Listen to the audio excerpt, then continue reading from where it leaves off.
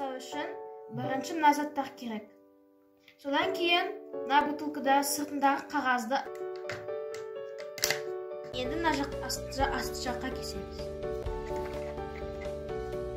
Енді бұл ыдысты салатын зат болады.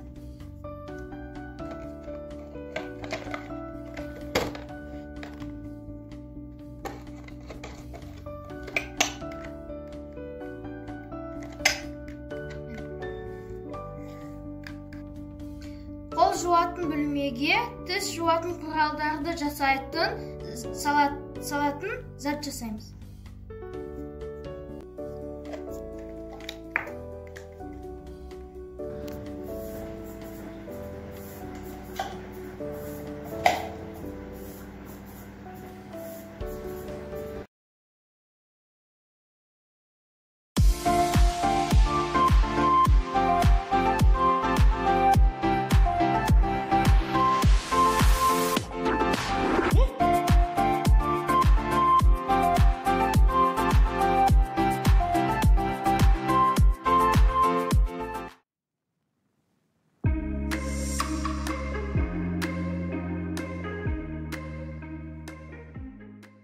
Мен бүгін қаламдарға арналған ағаш жасайтын боламын. Оған бізге клей, скотч, қайшы және картон керек болады.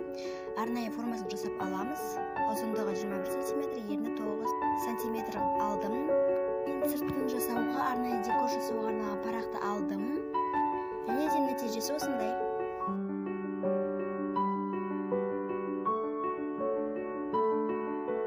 Ержан Балнұр 6 сынып оқушысы.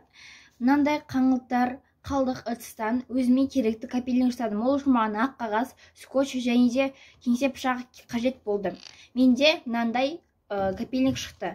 Ол адамдарға көбінесе керек болады және де менің ойымша бұл біздің экологиямызға жақсы әсер етеді.